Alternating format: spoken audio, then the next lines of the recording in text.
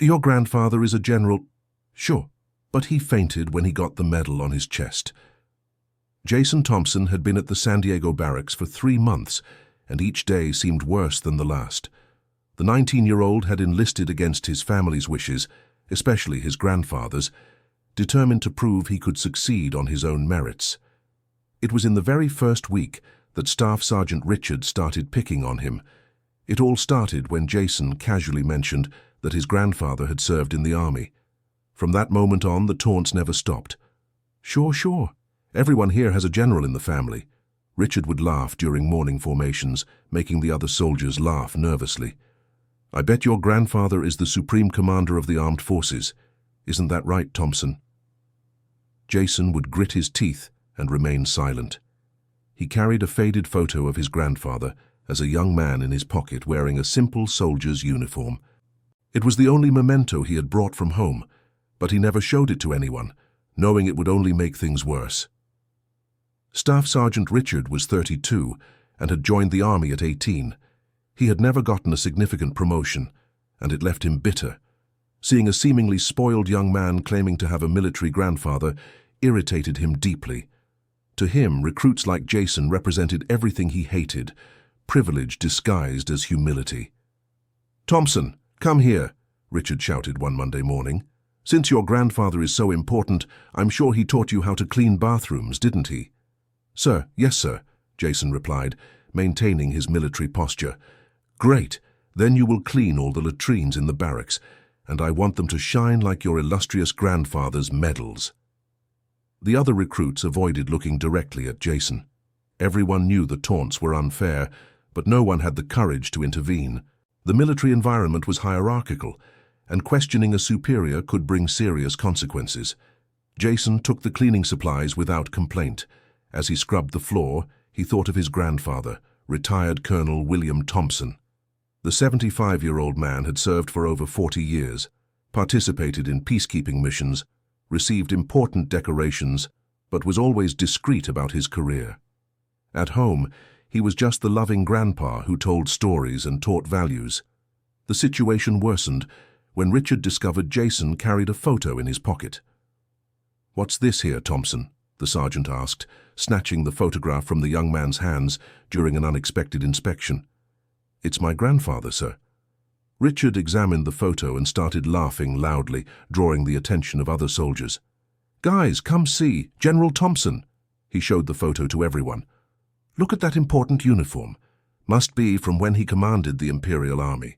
The laughter echoed through the barracks. Jason felt his face burn with humiliation, but he couldn't explain that the photo was from 50 years ago, when his grandfather was still a simple soldier. That would only confirm he was lying about the current rank. "You can keep your photo of Emperor Thompson," Richard said, returning the crumpled image. "But next time you make up stories about a military family, you'll clean the kitchen with a toothbrush." Dear listener, if you're enjoying the story, please take a moment to like and especially subscribe to the channel. It really helps us who are just starting out. Now continuing. The weeks passed and the harassment intensified. Richard began inventing degrading tasks specifically for Jason.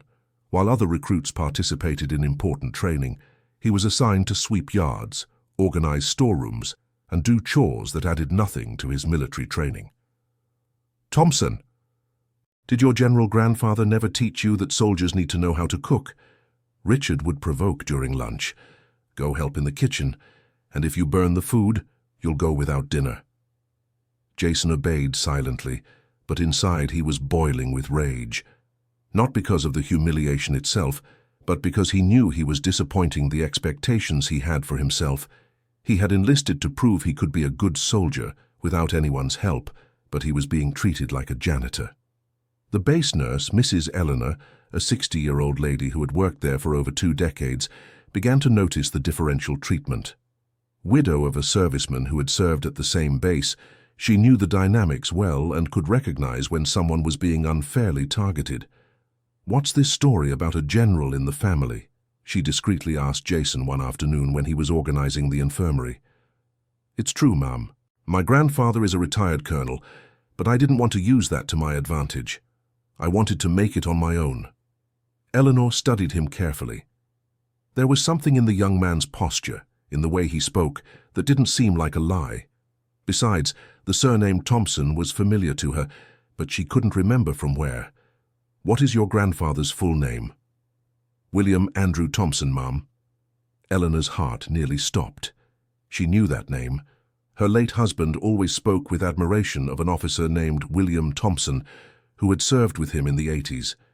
She remembered the stories about an upright, courageous man who had saved lives on dangerous missions. "Are you sure you don't want me to talk to someone about this?" she asked carefully. "No, ma'am, I need to handle this on my own. If my grandfather finds out, he'll want to intervene, and that will prove that Staff Sergeant Richard was right about me being spoiled." Eleanor respected the young man's decision, but decided to keep an eye out. She began discreetly documenting the humiliations she witnessed without Jason knowing. The breaking point came on a rainy Thursday. Richard had forced Jason to clean the yard in the rain, claiming that real soldiers aren't afraid of getting wet.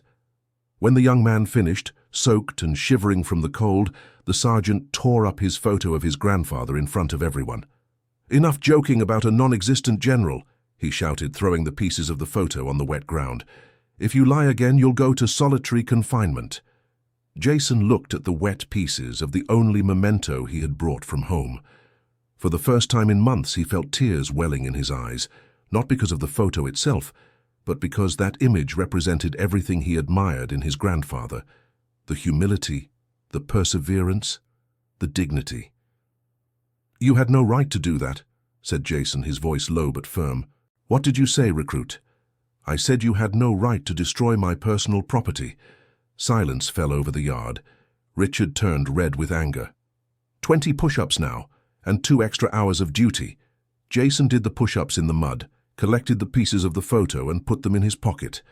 That night he tried to glue the fragments, but the image was destroyed beyond repair. Eleanor had witnessed the entire scene from a window and decided it was time to act. That same night, she called the Military Information Services and managed to confirm her suspicions. Colonel William Andrew Thompson wasn't just real, but a living legend of the United States Army. She discovered that he had participated in peacekeeping missions in Afghanistan, received the Distinguished Service Medal, served as a military attaché in several countries, and was respected throughout the military hierarchy. More importantly, he was alive, lived in San Diego, and probably had no idea what his grandson was going through. The next day, Eleanor made a risky decision. She called Colonel Thompson's house. "Hello? Colonel Thompson? This is Eleanor, the nurse at Fort Jefferson. Do you have a grandson serving here?" There was a pause on the other end of the line. "Yes, I do. Jason. He enlisted against our will, wanted to prove something to himself. Why do you ask?" "Colonel, I need you to come here. Your grandson is being mistreated." "What do you mean, mistreated?" Eleanor told him the whole situation. The humiliations, the degrading tasks, the torn photo, the constant harassment. The colonel's voice grew more serious with each detail. "Does this sergeant know who I am?" "No, sir." Jason refused to use his name to defend himself. "I understand. I'll take care of this." "Colonel, are you coming here?" "Yes, I am. But not to defend my grandson. I'm coming to defend all the recruits who are being unfairly mistreated." Eleanor felt a shiver. There was something in the colonel's voice that indicated the situation was about to change drastically. The next morning, Jason was once again assigned to clean the bathrooms while his colleagues participated in a shooting training. Richard was especially cruel, making up that the young man had deliberately messed up the barracks. "Thompson, today you're going to learn what discipline means," he shouted during the formation. "You'll clean all the bathrooms, the kitchen, and you'll also help in the laundry, and if you complain, you'll skip lunch." The other recruits looked down, embarrassed. Some had already tried to talk to other superiors about Richard's excesses, but were always discouraged with threats of transfer or punishments. Corporal Roberts, a 40-year-old soldier who had served for 2 decades, was growing uncomfortable with the situation. He had tried to talk to Richard discreetly, suggesting that he might be going too far, but was met with hostility. "Roberts, if you don't agree with my methods, you can request a transfer," Richard had said in a private conversation. "This spoiled brat needs to learn that in the army there's no daddy to protect him. Richard, it's not about protecting anyone. It's about human dignity. Dignity. He lied about having a general in the family. That's a lack of character.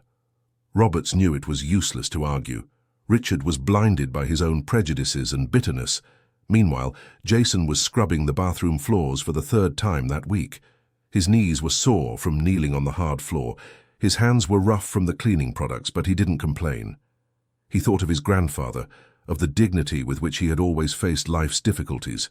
Colonel William Thompson, that same morning, was putting on his full dress uniform. He hadn't worn that uniform in over a year, since the last official ceremony he had attended. As he pinned the Distinguished Service Medal on his chest, he remembered when he had received it, after a particularly difficult mission in Afghanistan. His wife, Mrs. Margaret, watched him worriedly. "William, are you sure it's necessary to go with all this display?" "Yes, Margaret, I'm not just going as Jason's grandfather. I'm going as a representative of all the soldiers who were ever unfairly humiliated." But what if Jason gets angry? He wanted to handle it on his own. He'll understand. Sometimes justice needs a little help to show up. The colonel called for a military taxi, a privilege he rarely used. He knew his arrival at the fort would be seen and talked about. That was exactly what he wanted.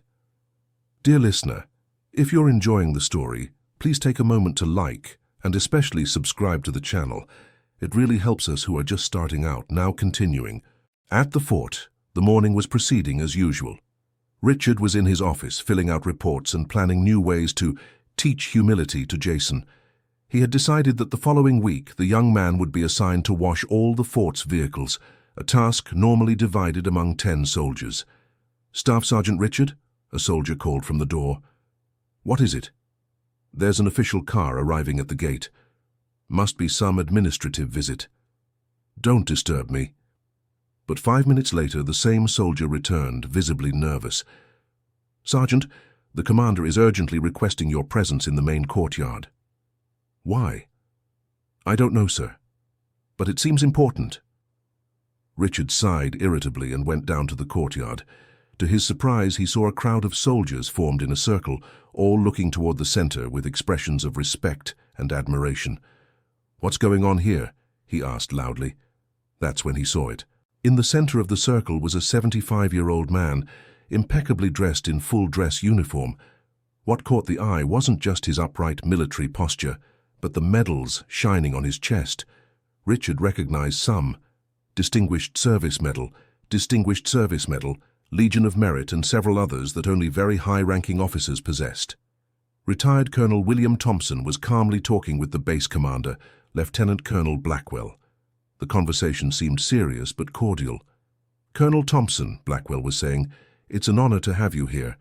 Had I known you were coming, I would have prepared a proper reception."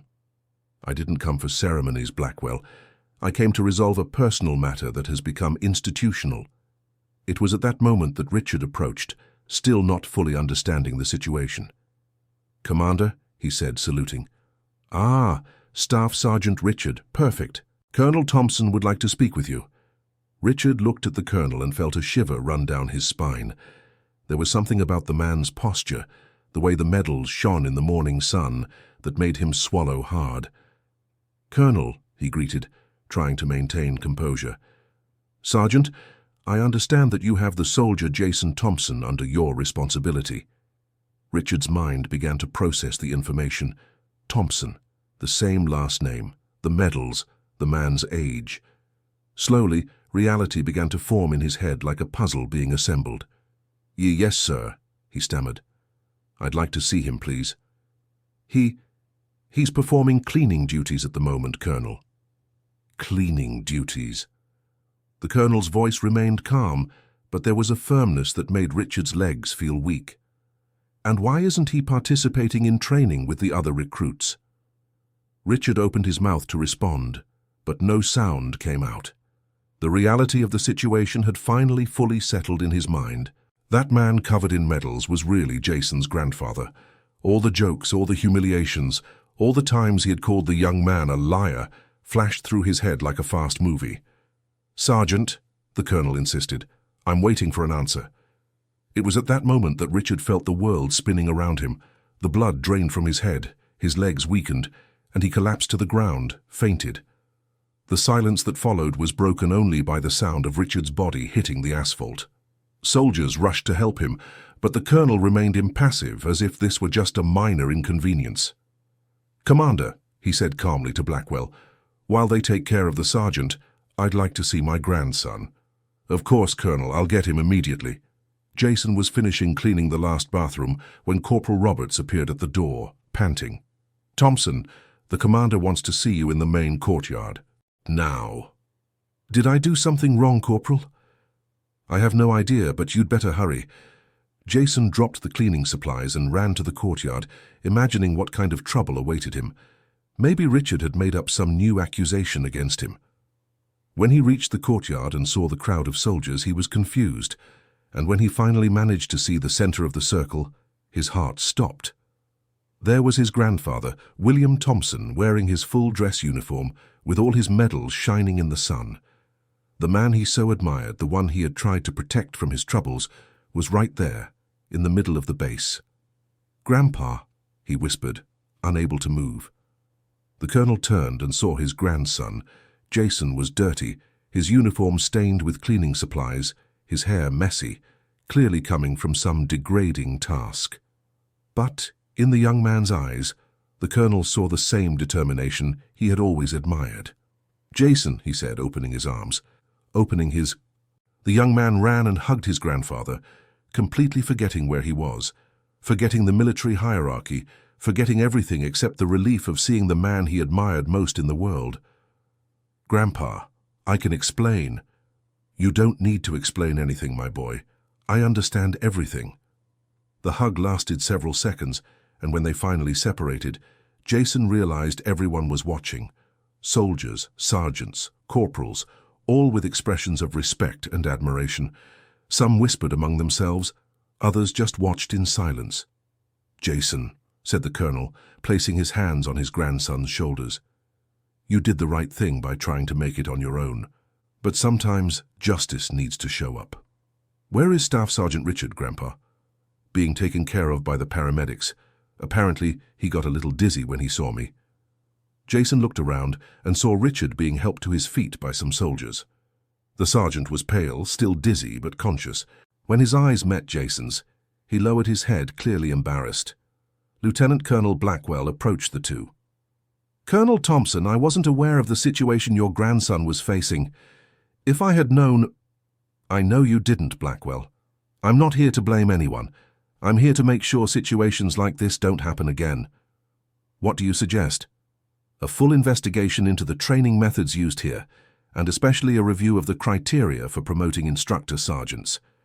Blackwell nodded, understanding the gravity of the situation. Having a decorated colonel like William Thompson involved in a mistreatment scandal could have serious repercussions for his career and the base's reputation. "It will be done, Colonel. And what about Private Jason?" "Jason will continue serving here if he wants to, but he will be treated with the dignity every soldier deserves, no matter who his family is." Jason looked at his grandfather, surprised. "Grandpa, I can stay." "Of course you can. You did nothing wrong. On the contrary, you showed more character in 3 months here than many show in years of service." Richard, still supported by 2 soldiers, hesitantly approached the group. He was clearly ashamed and still a bit dizzy. "Colonel Thompson," he said weakly, I would like to apologize." The colonel stared at him for a few seconds before responding. "Sergeant, your apologies should be directed to my grandson and all the other recruits who were mistreated. With me you'll have to speak later, in a more formal situation." "I understand, sir." Richard turned to Jason, who watched him without resentment in his eyes, just a serene expression. "Thompson, Jason, I apologize. I was wrong, completely wrong. I accept your apology, Sergeant, but I hope this helps you treat the next recruits better." The maturity of the response impressed everyone present. Even Richard seemed surprised by the generosity of the young man he had humiliated for months. The colonel observed the exchange with pride.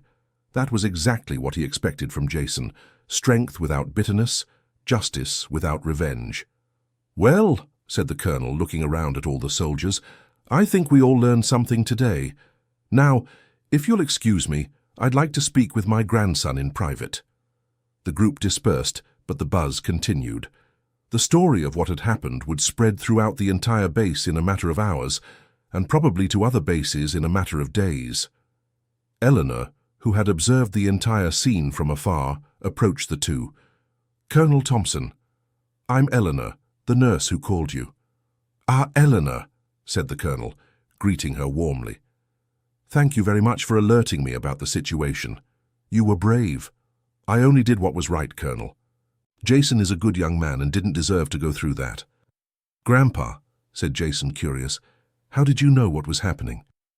"Mrs. Eleanor called me, and she did the right thing. Sometimes we need guardian angels to help us."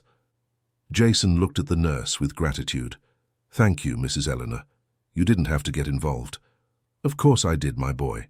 My husband always taught me that in the army we need to take care of each other." The colonel invited Jason to have lunch outside the base, an opportunity for them to talk privately. As they walked toward the exit, Jason couldn't believe the turn his life had taken in just one morning. "Grandpa, aren't you mad at me for enlisting in secret?" "Mad? Jason, I'm proud. You showed courage, determination, and character, but you also showed that sometimes we need to accept help. I wanted to prove I could do it on my own. And you did. 3 months of humiliation, and you never used my name to defend yourself. That's more honor than many generals I know show in entire careers." They left the base under the respectful gaze of the guard soldiers. In the car, Jason finally allowed himself to relax. "What's going to happen now, Grandpa?" "Now you'll continue being a soldier, but you'll be treated fairly, and I'll make sure other recruits are too." "How?" "I'm going to talk to some old friends about the need for reforms in the training system. Richard isn't the only sergeant who abuses power, unfortunately." Jason reflected on that. In just one morning he had gone from being a victim of harassment to a catalyst for potential structural changes. "Grandpa, can I ask you something?" "Of course." "Why did you never talk about your medals at home?" The colonel smiled. "Because medals don't make the man, Jason. The man makes the medals.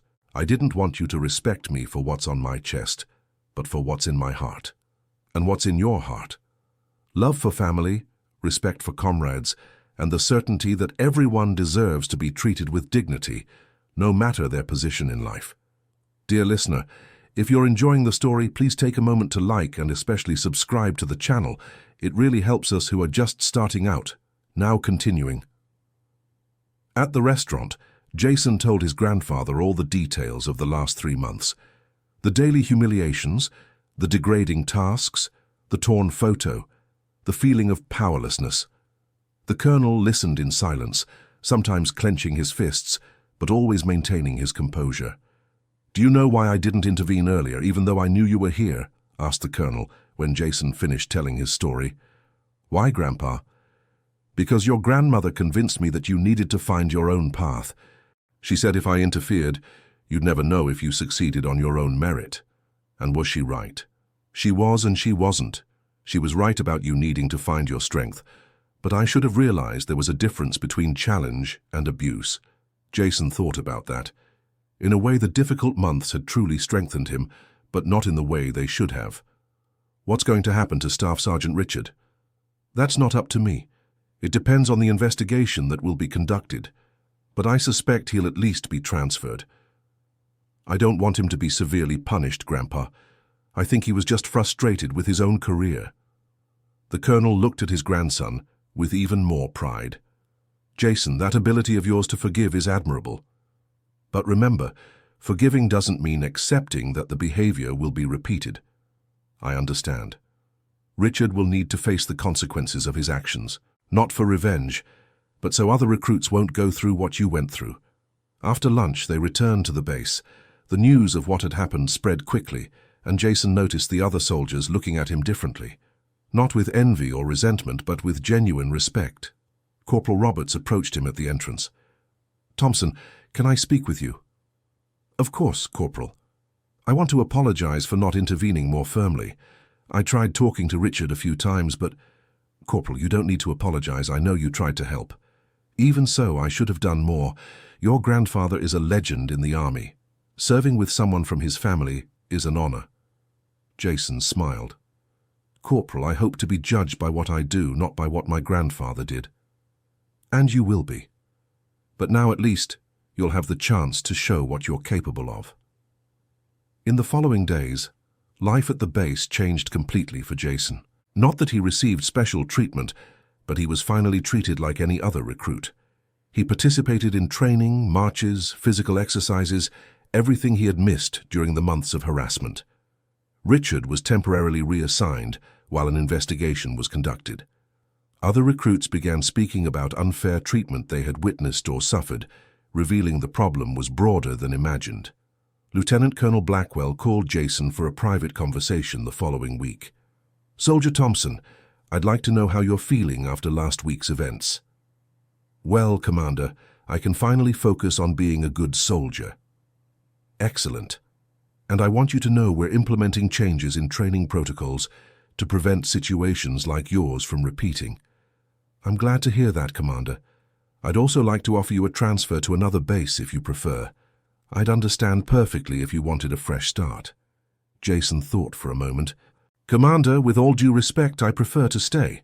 I want to prove I can overcome difficulties, not run from them." Blackwell smiled.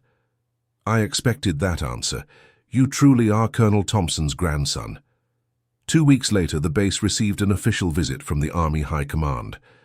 Colonel William Thompson had suggested this base be used as a pilot for new training protocols, focusing on methods that develop strong soldiers without breaking their dignity. Jason participated in several meetings as a representative of the recruits, sharing his experiences and suggesting improvements. It felt strange to be in a room with generals and colonels, being heard as an equal, especially after months of cleaning bathrooms. "Soldier Thompson," said one general during a meeting, "what's your opinion on training methods that use humiliation as a tool?"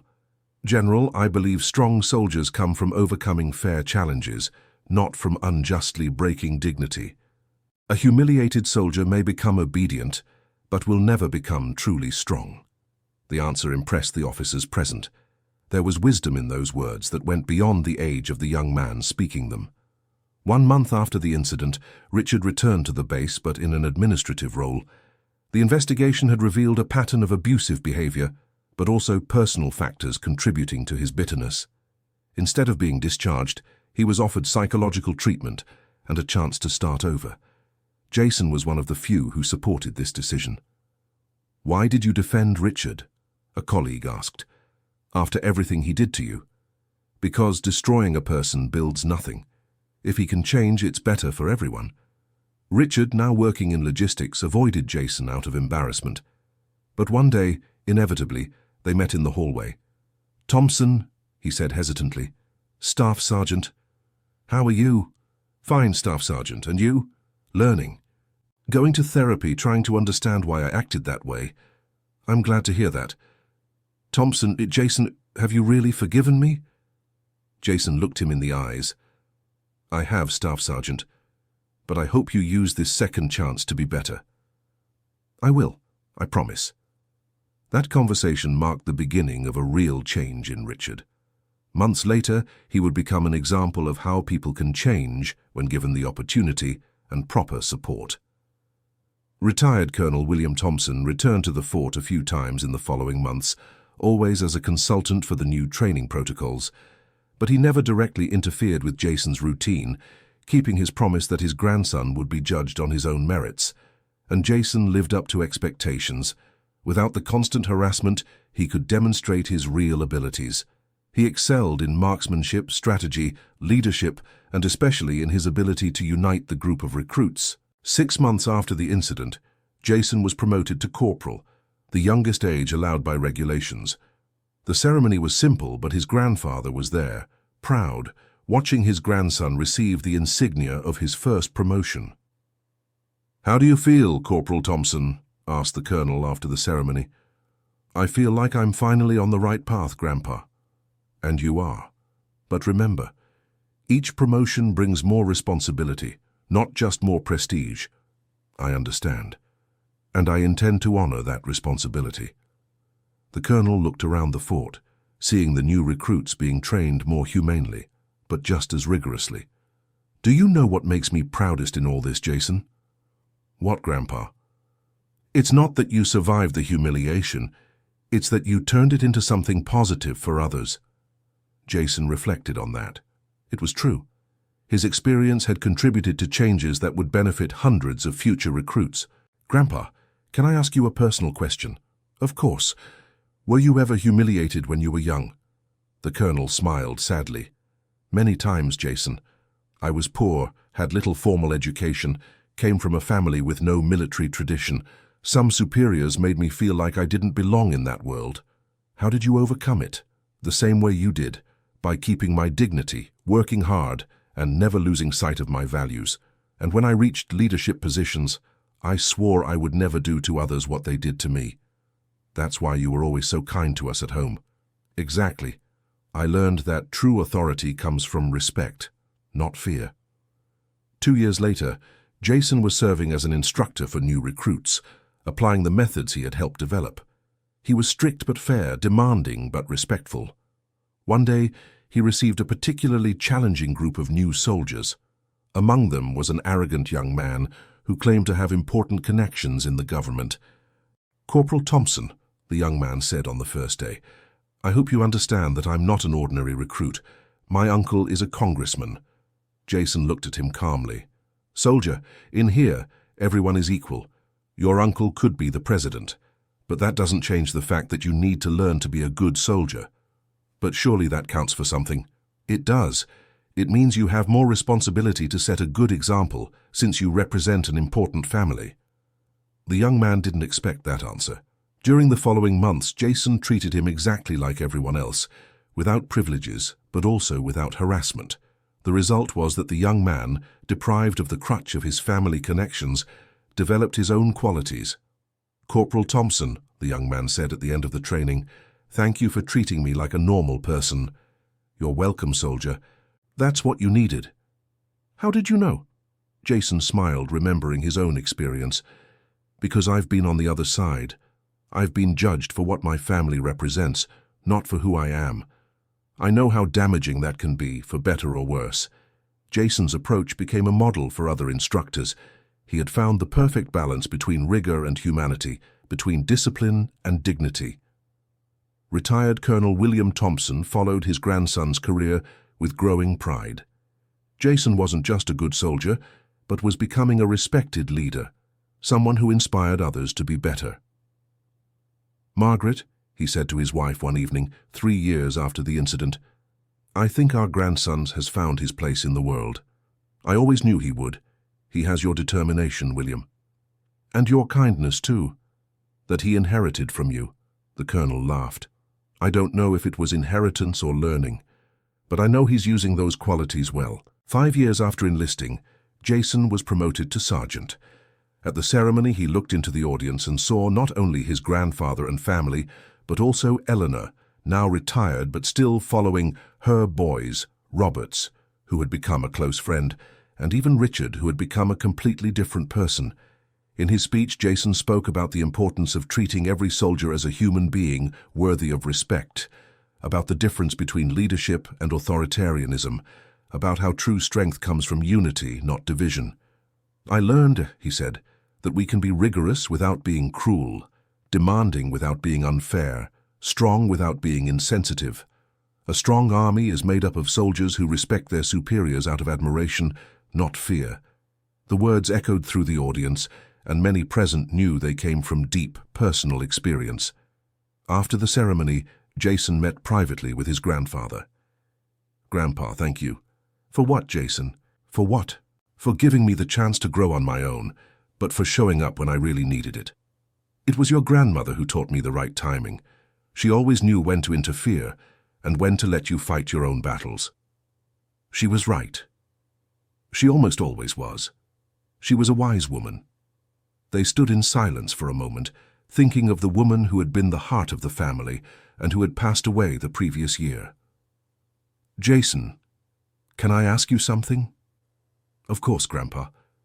"Keep being the leader you've become, but never forget where you came from. Never forget how it feels to be unjustly humiliated." "I will never forget, and I will make sure others don't go through it either." "Then my mission here is accomplished." 7 years after the incident, Jason was transferred to the military academy as a permanent instructor. His mission was to train the new generation of officers, applying the principles he had helped develop. In his first class, he looked at a group of young cadets all eager to prove their worth, all carrying their own insecurities and ambitions. "Cadets," he said, "I'll begin by telling you a story.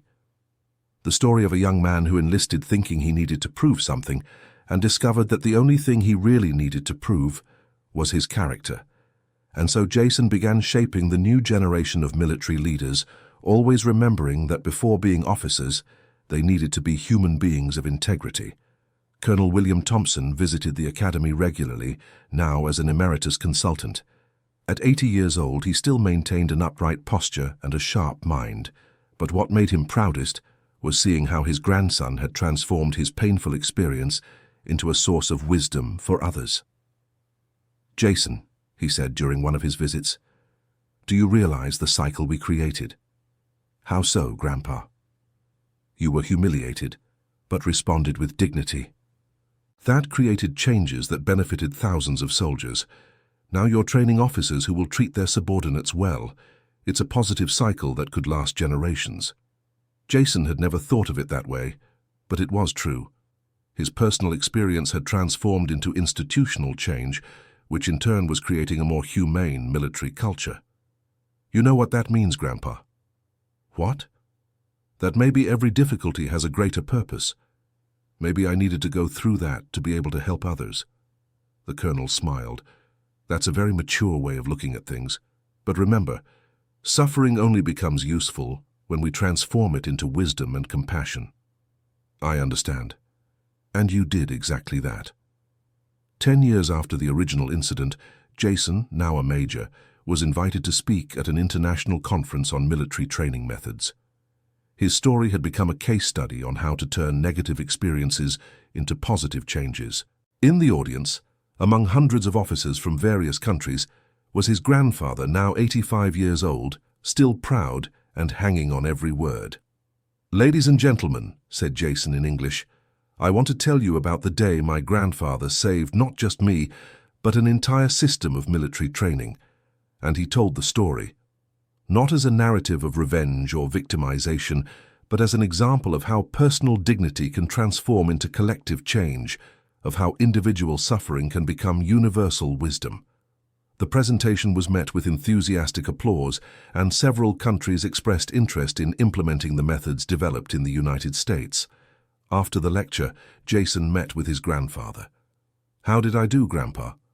"Perfect. But you know what impressed me the most?" "What?" "You told the story without bitterness, without playing the victim. You focused on the lessons learned and the positive changes. That's true wisdom. I learned from the best teacher." "No, Jason, you learned from life. I was just there when you needed me." That evening, at a family dinner, the colonel made a toast. To Jason, who turned humiliation into wisdom, suffering into change, and difficulty into an opportunity to help others. "Grandpa, I just followed your example. No, my son, you created your own example, and that example will inspire generations of future soldiers." 15 years after the incident, Jason was promoted to lieutenant colonel and took command of the same barracks where it all began. It was a poetic irony that didn't go unnoticed by anyone. On his first day as commander, he made a point of visiting all sections, talking to soldiers of all ranks, listening to their concerns, observing how they were treated. "Soldiers," he said at an all-hands meeting on the first day, "this barracks has a special history for me. It was here that I learned some of the most important lessons of my life, and I want to ensure it remains a place of learning, but always with dignity and respect." One of the soldiers raised his hand. "Commander, is it true that you were humiliated here when you were a recruit?" Jason smiled. "It's true. And it was one of the best things that ever happened to me." "How so, Commander?"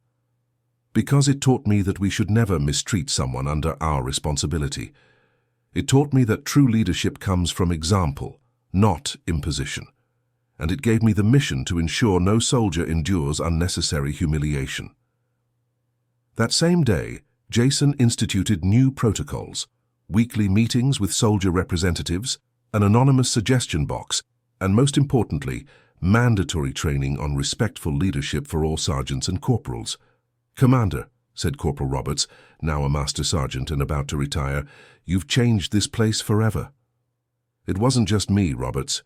It was everyone who believed we could do better. Still, you were the one who planted the seed, and you all watered it and made it grow."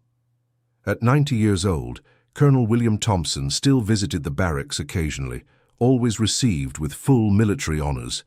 But what moved him most was seeing how the culture of the place had completely changed. Soldiers were strict but cheerful, disciplined but relaxed, respectful but not fearful. It was exactly the military environment he had always dreamed of, strong yet human.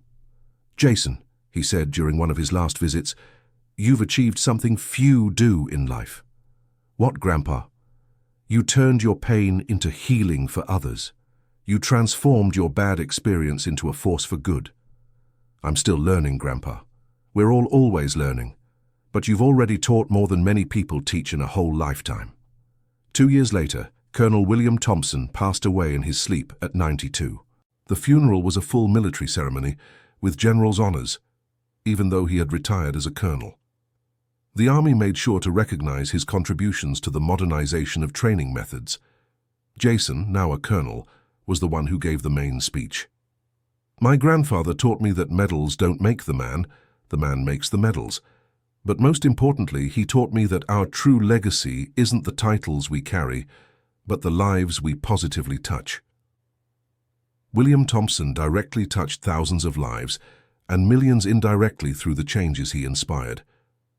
Today, recruits across the country are trained with dignity because one day a grandfather decided to stand up for his grandson. But mainly because that grandson decided to turn his experience into wisdom for everyone. "Grandpa, thank you for teaching me that true strength comes from kindness, that true leadership comes by example, and that a person's true worth lies in the good they do for others." After the funeral, Jason found a letter in his grandfather's office addressed to him, to be opened after his passing. "My dear Jason, if you're reading this, it means my journey has come to an end. But it also means yours continues, and that gives me peace. I want you to know that the day I showed up at the fort to defend you wasn't just about a grandfather protecting his grandson. It was about a veteran soldier protecting all future soldiers. You turned a bad situation into something beautiful. You transformed humiliation into wisdom, suffering into compassion, hardship into an opportunity to help others. Keep being the leader you've become. Keep treating every soldier as if they were your own child. Keep proving that it's possible to be strong without being cruel, demanding without being unfair. Your true legacy isn't my medals or my rank. It's your ability to do good. Use it well. With all my love and pride, Grandpa William." Jason kept the letter as a treasure. In it, he found not just words of farewell, but a guide for the rest of his career and life. 20 years after the original incident, Jason was promoted to Brigadier General, becoming the youngest general in the recent history of the United States Army. The ceremony was held at the same fort where it all began, in a symmetry that moved everyone present. In his inauguration speech, Jason spoke about the cycle of military life. "Generals," he said, "we all start as frightened recruits, trying to prove our worth. What defines us isn't how we reach the top, but how we treat those who are still beginning to climb. I promise I will never forget what it feels like to be a young soldier facing their first difficulties, and I promise to use my position to ensure that every recruit has the opportunity to show their true potential." In the audience, Eleanor, now 80 years old, watched with tears in her eyes. Beside her was Richard, who had become one of the Army's most respected social workers, helping soldiers facing personal challenges. After the ceremony, Jason went to the fort's memorial, where there was a restored photo, the same photo Richard had torn 20 years before. Now it was framed with a plaque, in memory of Colonel William Thompson and all the military personnel who proved that dignity and discipline go hand in hand. "We did it, Grandpa," Jason whispered before the photo. "We turned that bad day into 20 years of positive changes. And then, With the wisdom of one who had transformed suffering into insight, Brigadier General Jason Thompson walked back to his office, ready to continue the mission he had begun when he was just a young recruit who refused to give up his dignity. The story of the young man who was humiliated but turned his experience into strength for positive change would continue to inspire generations of military personnel. And in every recruit treated with dignity, in every soldier who received respectful training, in every leader who chose kindness over cruelty, the legacy of Colonel William Thompson and his grandson lived on. The cycle was complete, but it was also starting anew. Because true changes don't end with one generation. They live on through every person who chooses to do good when they have the power to do harm. End of story. Now tell me what you thought of this story of overcoming and transformation. Do you think Jason made the right decisions by forgiving and focusing on change instead of revenge? How do you think you would have reacted in his place? Leave your opinion in the comments. I'd love to read it. And if the story moved you, don't forget to leave your like and especially subscribe to the channel so you don't miss other inspiring stories like this one.